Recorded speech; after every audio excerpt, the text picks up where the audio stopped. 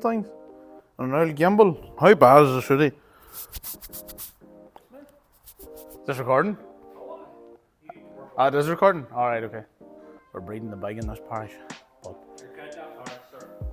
Well, folks, welcome to the first official Stephen Halferty drifting vlog. I don't usually do this sort of stuff. We branched out and did the urban M sport thing and involved everybody for a bit of crack and a bit of fun. I suppose it's the back. What would you say? Would you say it's the behind the scenes, the in-depth, what happens and the crack that goes on and what drifting's all about, really. So this side of things will be, still be a bit of crack, but I suppose it'll be a bit more on the factual side and how events go and how things are going. You know me, if anybody knows me now, I don't like talking now, I'm a quiet lad. But anyway, here goes nothing. So this year we finally got the big cars, I call it, finished. The 2JZ 36 touring. And I would say not a bad first year. Didn't go entirely to plan, but still not a bad testing period / sort of bit of proving ground. We started the year, unfortunately, car was only finished 2 weeks or maybe 3 weeks before the first round, so there was no testing. We went to a scrutiny day and I think I'd done 6 laps of Bishopscourt. We only brought like 2 sets of tyres. We had no plan on driving, but went down and we were allowed to get out on track, so did a bit of driving, but unfortunately that was it. And we had no real issues that day. And then went to round 1, and on the Friday practice I think I got 4 laps, maybe 5. Unfortunately we had issues with brakes, sticking brakes, literally couldn't get out of the pits without the car. Basically, if you clutch the car or come off power, the car just stops, stone dead, locked all 4 wheels, and took us a long time to work out what the problem was. Turned out the problem to be with the master cylinder. Completely my fault. I didn't set it correctly, so it was constantly, once you touched the pedal at all, it held the pressure on. So yeah, that was that. Got that sorted on the Friday evening, thankfully, and then on to Sunday. Same thing, few wee silly problems. One being this car runs a 6-speed diesel BMW box, and Japfest layout, your 3rd gear, fourth gear initiation, and the old car was 5-speed, so you never had a problem. You could throw 4th as hard as you wanted and you never would miss it. Like this car, unfortunately, advantages of 6-speed is you get the better fuel economy, but the disadvantages is when you come to flick in for qualifying, you can pull 6th gear instead of 4th. So less than ideal, we'll say. So that at qualifying, went on, qualified anyway, came up against Harry Kerr in the top 32, and yeah, just me and Harry's had a lot of battles over the years and was looking forward to it. First time that I'd been sort of level pegging with the big boys, and unfortunately, first corner, going through clip 2, DB'd, and that was basically all she wrote for that weekend. But that was that. And moving on to round 2, I have to say we were running big 11-inch wheels, and that's really what caused the DB, but it is what it is. Didn't have enough experience at the time really to know, but reached out to 59 North, and I can't thank them enough for the support this last couple of years, and they sent me out 9.5s, and that was that problem solved. Never had another DB the rest of the year.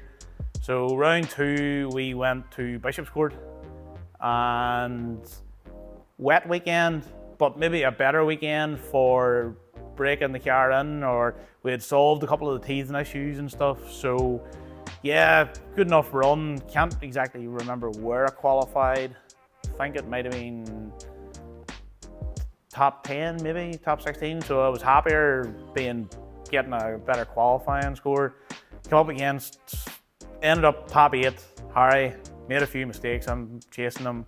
But again, not disappointed. It's one of them things. As first year with the car, still having some small issues, but sort of teething issues, but getting them sorted as the season went on. Moving on to round 3, then we were in Watergrass Hill and done the Friday practice in it. And I'll be honest, best thing I could have done. More teething issues with the car, but got them sorted, and it sort of proved it on the Sunday.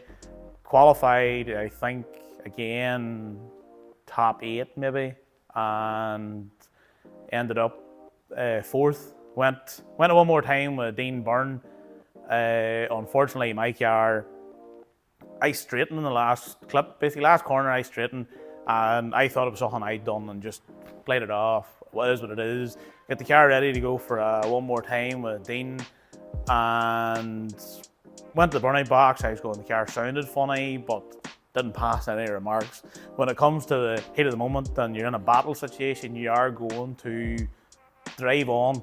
Unless the car's knocking or something serious wrong, you're going to drive on. And the car wasn't making any bad noises as such. So drove on, car started breaking down up the straight. Knew there was something wrong. Come in, 5-minute rule, and we had everybody there. We'll just have to insert a video here because there's too many people to name. But we had James Dean, we had Shanahan's, we had Lloyd Patterson, we had Dwayne McKeever, all Dwayne's men. We had Aaron and Callum, and we even had Natty Media involved, you know. And but I can't thank the drifting community enough. Like, it's when it comes to situations like that, it's brilliant. But long story short, didn't really sort the car. Turned out what we had was a melted T-piece, and didn't discover that until a few days before Bishop's Court. I changed Mac valves, boost solenoids, made new vacuum lines, and it was only whenever I was making the new vacuum lines I discovered that the T-piece had melted, and this is what caused the problem. So going to Bishop's Court, the car went to Richard Bradley again, check over, fresh map, car, changed a few things, put a new intercooler in the car, changed the rear turbo housing, and everything was going better. Intake temperatures were well down compared to what they were. The turbo, I think, was spooling better. Everything just was working a lot better. And went to Bishop's Court, had to say, car was flying. And I think even the cameraman will agree, because I got to take him a run with out in the wee backtrack. Happy with the car. And yeah, qualified, I think, 4th at that event. And went on to meet Harry in the top 4 again, and unfortunately got caught out with lock problems. The car was sticking a lock. Had this problem all year, trying to drive around it. Did drive around it to a certain extent, but when it comes to in the battle situation, you can sometimes forget about things like that there, and you just drive as hard as you can. So unfortunately, when it comes to Ireland and you get top 8 or beyond, there is no holding back. You're going against, honestly, some of the best in Europe. Like this year we had Harry, Dwayne, Rousset, you know, some serious drivers, literally 2 Driftmasters drivers. So yeah, it is what it is. Dylan Garvey was there for that round as well, like another Driftmasters driver. So yeah, you have to drive hard, and unfortunately did that. Car bit me for that one, and that was all she wrote. Ended up finished the event 4th, but again, says couldn't be happier. That was 2 4ths in a row. Going into round 5, I thought this is going to be lethal. This is it. Going to do it. Podium it somewhere. You know, 1 to 3. I'd have been happy, but no. The car had other plans. Round 5, just wasn't meant to be. Unfortunately, after what we think the overboosting caused the damage really, and then driving around at Bishop's Court, the car was pushing water the whole time at Bishop's Court. But it was one of them things where, as I said before, heat of the moment, in the battle situation, you're going to drive on. The car wasn't misfiring, it wasn't doing nothing, it was driving. It had the most power it had had all year. So pulled the head off, seen the head gasket was away, kind of hoped that we were going to get away with make sure the head's good, stick a new head gasket on, and go again. But this all happened. It all happened that quick, and just different situations going on in the background. We discovered the Wednesday. It went to Richard on the Wednesday morning before Listowel, the last round in Kerry, and no, I think Richard did 2 pulls and it was pushing water worse than ever. So unfortunately, cracked block, or hopefully just maybe warped block. The top of the block's warped from the heating and the pushing water. So yeah, unfortunately that was it for the year for the 2J car, and we had to pull the substitute on again. But no, the OG M3 owes me nothing. It hasn't done me any harm now. Like I was just talking about this earlier, that car has been on the go from 2017, and it's seen many different variations, but the final, as you see it, is how it's been since 2019, and never gave me a day's bother, and has pulled me out of some holes this year, that's for sure. So finished the last round at Kerry and the M3. Just one of them weekends. It just wasn't going. One of them weeks. The week just started off bad and kept going bad. Bad qualifying. I'm blaming the weather. I don't know whether it was the weather or not, or just me and my shite driving, but blamed the weather anyway. And ended up battling Dwayne McKeever, first clip, top 32. And probably my best run of the day, but at the end of the day, it's too late. You're 300 horsepower versus 800 horsepower, and it's not going to work. So that was it for the Irish Drift Series. And look, good first year with a big car in some sense, and obviously a bad end of the year. But look, it's one of them situations where these things happen, and you have to get on with them. At the end of the day, it's back to porridge on a Monday, so you can't take all of this too serious. But yeah, moving on with 2 events left. First one being Tyrone Oval. Honestly, probably top 2 events of the year. That's between it and Jap Fest is probably the 2 events that you would always want to do, no matter what the situation is like. And yeah, really enjoyed it. M3 is well suited to Tully, unless you come up against the big boys again.